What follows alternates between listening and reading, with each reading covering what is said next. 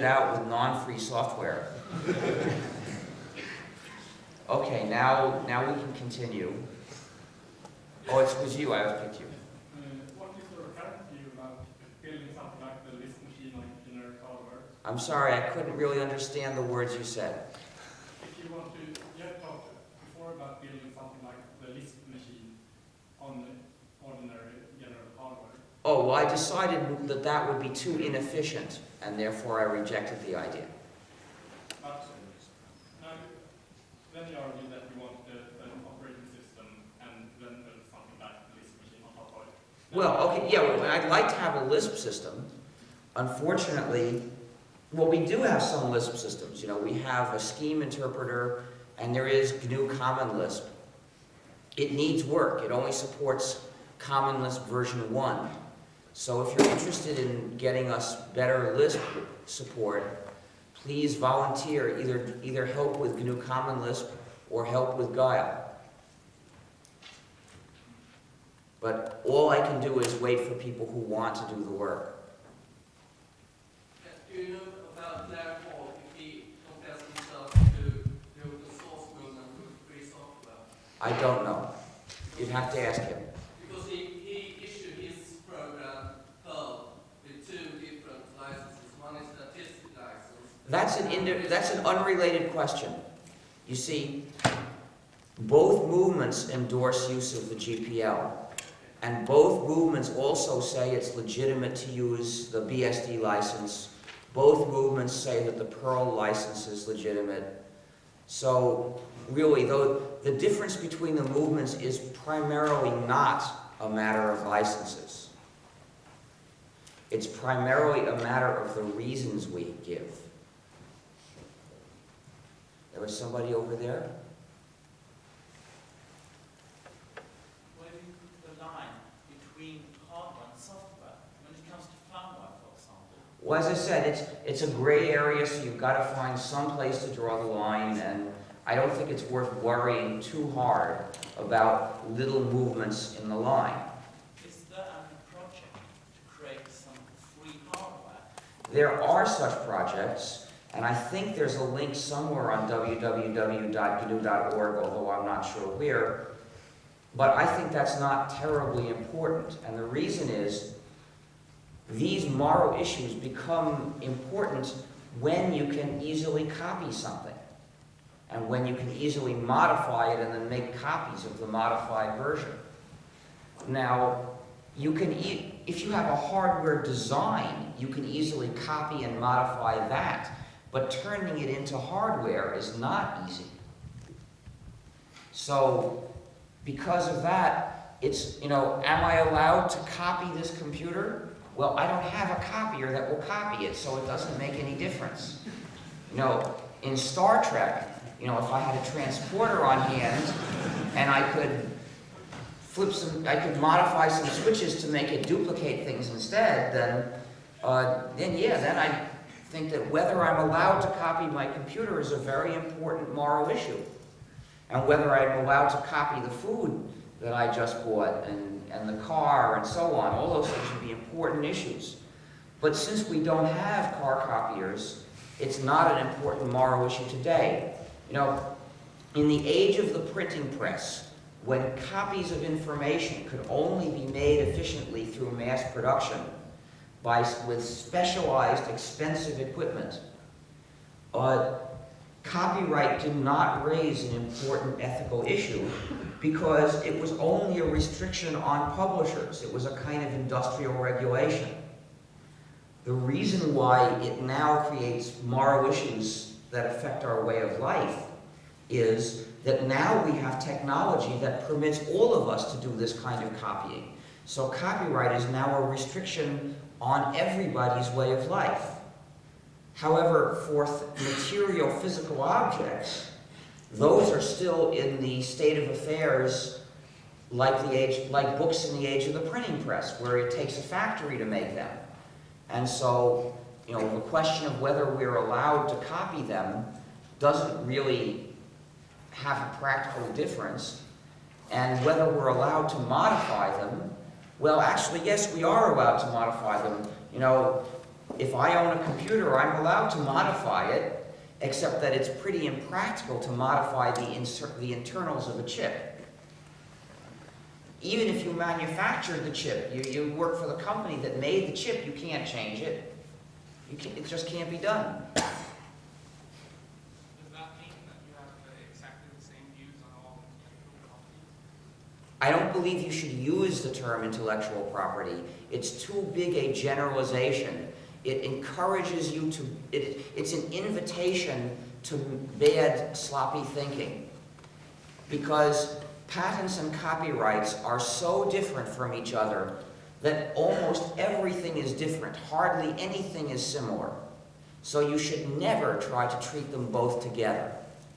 And therefore, you shouldn't use the term intellectual property. And if somebody else is trying to talk about intellectual property, you should say, please be more specific. What are you talking about? Are you talking about copyrights? Are you talking about patents? Are you talking about trade secrets? Are you talking about trademarks? And there are various other kinds as well. They're all totally different. The other thing is that I think, even if we stick to just one of them, say copyrights, that's still too big an area. I don't think we should treat it uniformly. Different kinds of works that might be copyrighted are used in different ways. And so the same basic questions have to be asked, but the answers, at least in my view, are not always the same. The reason for saying not having the same views on a book or something like that. No, I'm sorry, I can't hear you. Could you speak louder, please? The reasons for not having the same views on, say, a book or something like that, couldn't they be applied to software as well? Well, first of all, I won't say I have views about books, because, for some kinds of books, say like manuals and textbooks, I'd say that those are just like software and that they have to be free in the same way. But for other kinds of books, say like, and for dictionaries also, I'd say those have to be free in the same way. But for other kinds of books like novels, that may be a different question. So it has to do with how they're used. Software is a functional work. It's very rare that a program is written primarily to be admired by people who look at it. Normally, it's written to be run by a computer, and when people look at it and study it, they're doing so because they're interested in what it does when you run it on a computer. So, when something is mainly functional, that has certain consequences, which don't apply to a novel, say. Well, I would like to make a comparison then to, you say that a functional book, like a dictionary, that should be generally available. That It should be free. Yes. But In the same sense as software. yes. But then you say novels, which are more for entertainment and amusement, they don't need to be free.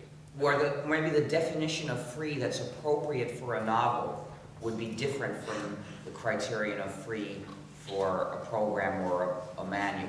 Yeah. How would you then make the difference between a utility program and a game program? Well, I would say that the game program should be free software in the same sense as a compiler. But perhaps the game scenario could be treated differently. I would say that there is a certain basic minimum freedom that should apply to absolutely any kind of work that you could have on your computer. And that is the freedom to occasionally mail a copy to your friend.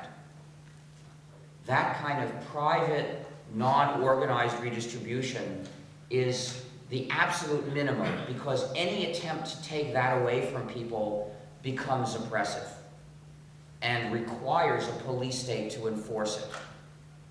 But whether additional freedoms are essential, that depends on what sort of thing it is. So maybe it's good enough for the game scenario if if people are just allowed to redistribute it by occasionally mailing it to their friends. But for the game engine, it should be free software. You said that the hardware would be relevant to the free software ideology if it were easy to replicate. Yeah. So in regards to firmware and software patents, what are your comments on gene patents? Well, I'm not sure. I'm definitely against gene patents for natural genes. That's clear. Whether there should be gene patents for artificial genes, I'm not sure. The situation with, you couldn't find, but if there are gene patents for artificial genes, then farmers should be allowed to save the seeds nonetheless. It's clear that farmers should be allowed and must be allowed to save their seeds and replant them the next year, and also trade them to other farmers. Farmers must be allowed to continue doing breeding the way they've done for 10,000 years. But that doesn't, but it may be, though, that some limited kind of patenting for artificial genes could be a reasonable system to have. But for naturally occurring genes, those definitely should not be patentable at all. Has your work had any effect on legislation in countries, in international law? Has copyleft been... Not yet. So far, the software companies and the other media companies have been dictating changes in copyright law, which is a tremendous injustice. We are just now getting to the point where we might begin to have an effect on slowing them down. There are now proposals in both France and Denmark to pass a law saying that the government must use free software whenever that is possible, which would be the first instance of laws passed for the sake of encouraging free software. I think, though, that the issue of software patents is more important, and there is a lot of effort now within the free software community to work to stop Europe from adopting software patents. To get more, there is an important decision that will be made next June, I believe, whether to amend the Munich Treaty, which establishes the European Patent Office, to permit patenting software. That's the proposal, and we are working to block it, and you should help. So if we succeed, that will have been the first really important effect of free software on international law.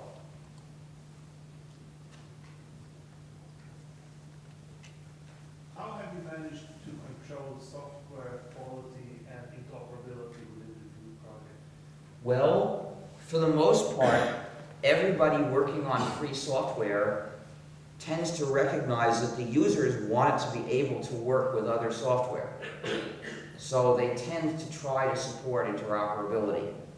And if the original developer doesn't pay attention to that, but the users want that, the users can change the program to make it interoperate. And the awareness that the users can do that tends to encourage the developer to do what the users are going to want, because it's rather frustrating to have the users change your program to make it compatible and not use your version anymore. So you will tend to make your version compatible so that the users won't have to do that. There are, of course, occasional exceptions. There are people who are just very stubborn about something and don't care. And when that happens, well, the users either don't use that program or they change it to be compatible, or if it's not too bad a problem, they accept it the way it is.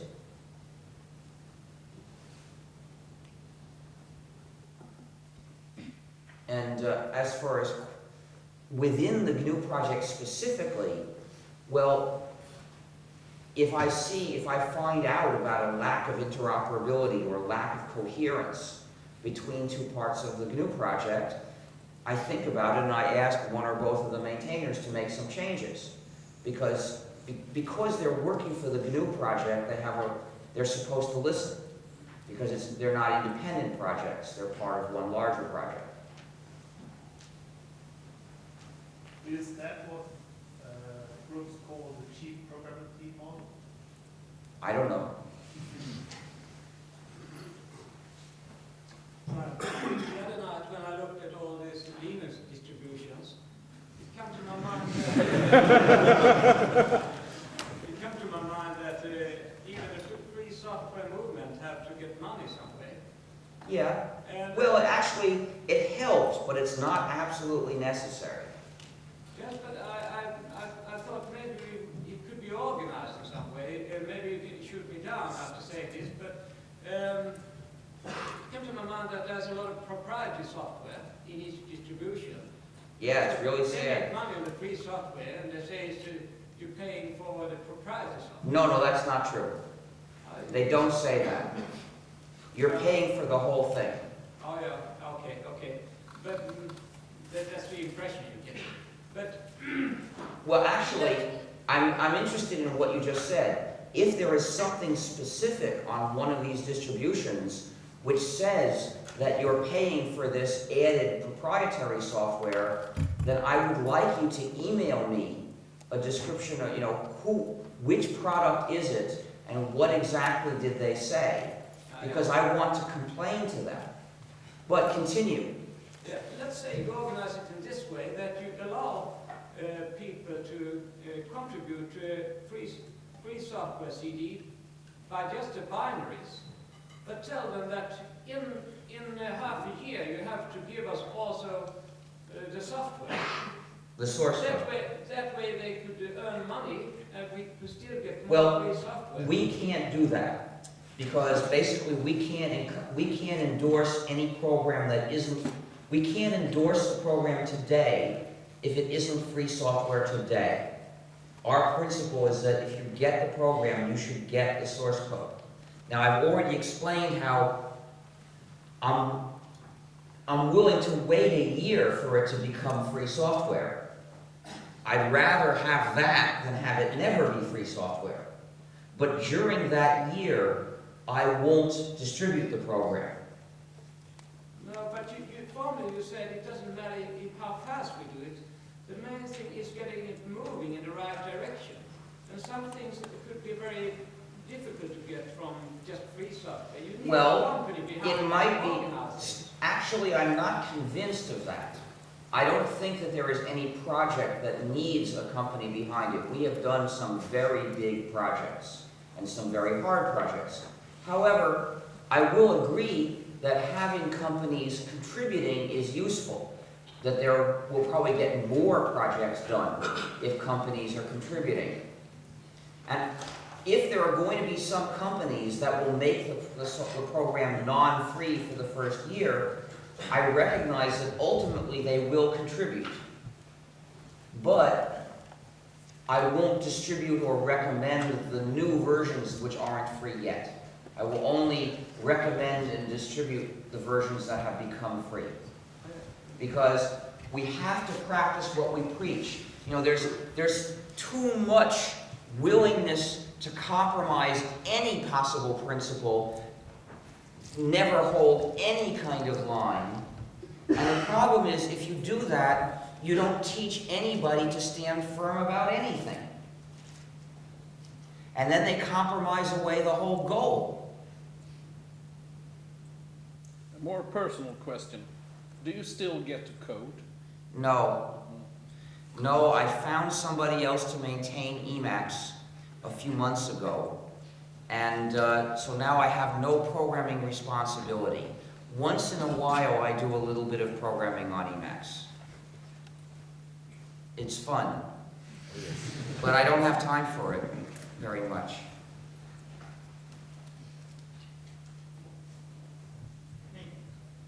You were earlier talking about the challenges that the FSF and the new Linux was facing.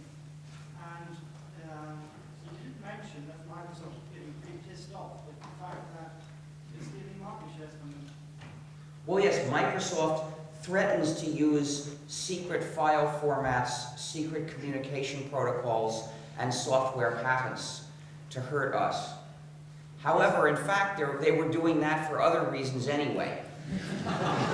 So, what I'm asking is really, is there a plan to counterattack or there isn't. And what can we do? To deal with the secret formats and protocols, the only thing we can do is reverse engineering. And to deal with the software patents, the only thing we can do is try to fight to convince our governments not to allow software patents. In other words, Microsoft is doing those things, but they're not the only ones. So instead of focusing narrowly on Microsoft in particular, let's look at the overall problem. You know, Microsoft's software patents don't hurt us any more than everybody else's software patents. They all are dangerous. So rather than getting too much of our attention drawn specifically to Microsoft and neglecting the danger from everywhere else, let's look at the whole issue. So if you fight, if you get politically organized and convince the Swedish government to oppose software patents, then that will help protect you from Microsoft's software patents and from everybody else's software patents too. How about using non-free programs to aid the development of the free programs? For example, using Java, the Sans implementation of Java, in order to change your implementation of Java. Oh, I had to face the moral question at the beginning of the GNU project. Was it legitimate for us to use Unix to develop GNU? Because being an ordinary user of a non-free program is participating in a secondary way in an immoral activity. And since we were trying to put an end to that, you know, our purpose was to urge people not to participate. I had to ask, under what circumstances is there an exception? And I concluded that since the purpose of our participation in the immorality of Unix was to bring that very activity to an end, that justified it, because our participation was secondary and we were helping to enable other people to stop. However, I decided that a looser connection was not enough. So it's not enough to say, it's okay for me to use Unix because I'm developing free software. You have to be working on replacing the very non-free software that you're using in order to legitimize it. And so, a few years ago when I had hand trouble and I couldn't type, at first I thought, well, maybe I'll get some kind of speech recognition system and use that to enter my commands. But I found out that included non-free software. And my first thought was that maybe it's a hardware product, but there's a program you have to install on it. And because I was not working on speech recognition software, I decided it was not ethical for me to use this non-free speech recognition software, so I never used it. About software patents then, have you thought about using software patents to release them? Yes, it's an idea that occurs to everyone. It's much harder done than said. It's really hard to do a thing like that. And you can't expect to do anything like copyleft for patents. The reason is that copyright and patents are totally different, and the idea of copyleft simply does not make sense for patents. What could make sense for patents is if somebody got a collection of patents and then decided to use them as part of a collective security arrangement, saying, we will use our patents only for defense, and if you want to join us in a defensive alliance, you're all welcome. And anybody who's willing to agree to support our alliance and never use patents for aggression is welcome. That kind of thing would have some effect. Nobody has ever got it started yet. The problem is that in order for this alliance to be powerful, it needs to have members who have a lot of patents. And we haven't yet found anybody with a lot of patents who wants to join. It tends to be big companies that have a lot of patents. And big companies tend to think that patents are advantageous for them. So they don't join. Maybe someday we'll find an opportunity to start a thing like this. I don't know. Don't you think that the open source movements serves an important role to get business to abandon non-free software and embrace free software? Well, I think that the open source movement does make a useful contribution. They do convince some businesses to start using free software, and they do convince some businesses to develop free software. I don't think that they will convince businesses to abandon non-free software. That's going very far, but they certainly already have accomplished some useful contributions. However, if that's all we have, if everything is focused on practical arguments to convince businesses, and nobody talks about freedom to build up a political base for people to stand up for their rights, I think our community is in terrible danger over the next few years. But don't you think that the free software movement and the open source movement complete each other? Yes, we focus on one area and they focus on another. It's useful to have a certain number of people focusing on convincing businesses that they can gain something by developing free software. But the problem is that the open source movement sort of doesn't know where to stop. They're actively trying to convince everyone to join them and everybody to say open source. Part of the reason being that one of their leaders, Eric Raymond, really doesn't agree that this is a matter of freedom. So he, for his own reasons, is happy to have people not talking about this as a matter of principle. So the problem is that we may have too much of that and not enough of this. See, it's good to invite people to try GNU/Linux for any reason. Whatever reason will convince them, it's a good reason. But once they are using the system, then we have to educate them about the civics of our community. And right now, that's the part where we are falling behind. So everyone who does respond to the issue of freedom, you should be helping to talk about freedom as much as possible, because there are plenty of other people to talk about purely practical issues. When it comes to software patents, are there any projects, or whatever you can call it, about compiling cases of prior art to refute That won't patents? help. It won't help very much. Yes, when somebody gets sued or threatened, then you need to collect some prior art. However, it's a mistake to think that having knowledge of the prior art will solve the problem. Because the most it can do is help prevent or deactivate the invalid patents. And that would still leave all the valid patents for all the ideas that really are new in the past 20 years. And that is enough to be devastating.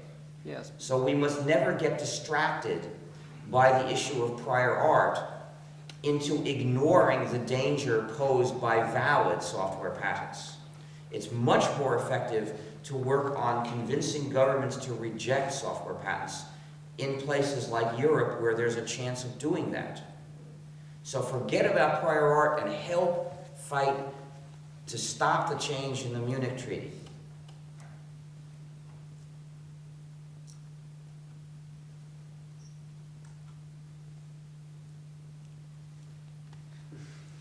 I knew if I waited long enough, somebody would ask another question. What will happen if Europe says no to software patents and you have them in the then the Americans will be screwed by software patents and Europeans won't. Won't US companies get an advantage? No, US companies, well, actually it has nothing to do with whether you're a US company or a European company. It's totally irrelevant. Because patents have nothing to do with where you are, it has to do with where the software is being used or distributed. So what it means is that Americans will have to suffer with these monopolies and Europeans won't. It'll mean that the European software market or software users will have the choice of multiple programs available, including some that are free software, and Americans will not. However, as long as Europe does not have software patents, there will be programs being openly and lawfully distributed in Europe, which if distributed or used in the US would be infringement. However, the fact is a lot of individuals will be able to get them from Europe and use them, and the patent holders will never be able to find these individuals and sue them. So, in fact, a lot of Americans will be helped as well. For example, right now, Blade Inc., the MP3 encoder, is available, I think, in Sweden. It can't be distributed in the US because of the patent there. But if you're an individual American, or for that matter, even a business, after all, how is the patent holder going to know? So, yeah, you can get Blade Inc. and you can run it. It can't be distributed by the various people distributing the GNU/Linux system in America, which is a serious problem. But the situation is much better because Europe is there to serve as a safe haven for these free programs.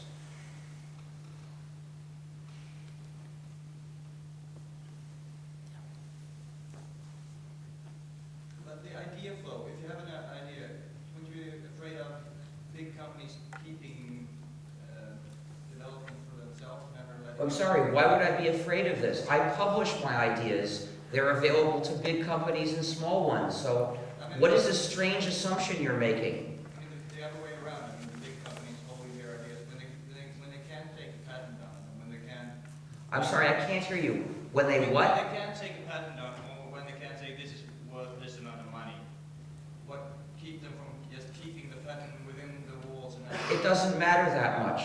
If they never tell me the idea, then maybe somebody else will think of it.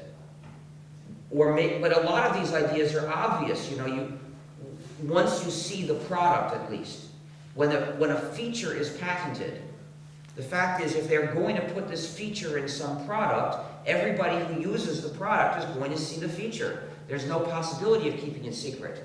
In other cases, when you're talking about, say, an algorithm for use within a program, there it might not be possible to see it. But if it was really that important, we could figure it out by reverse engineering. So, and a lot of these things are things that multiple people discover. That happens very often. In other fields as well, it's well known that some of the great inventions of history have been invented by several people at about the same time. And the reason is essentially there are certain precursors for that invention. And once the precursors are available, it becomes feasible to invent that thing. And it's going to happen. Now, when it's steam engine time, you steam. So, basically, I don't think that factor is a really important factor. In any case, what good is it to have them publish the idea if we can't use it till 20 years later? It might as well not exist.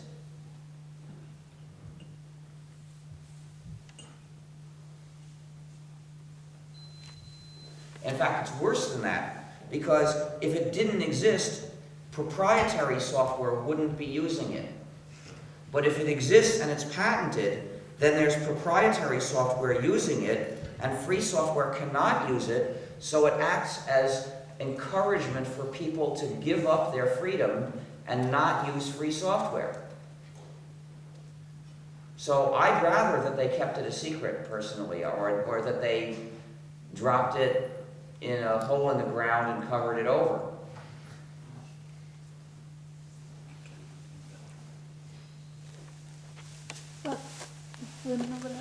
Any more Yeah, questions? it's been a long time, so Thank you very much. I think you have given us a lot to think of. Right.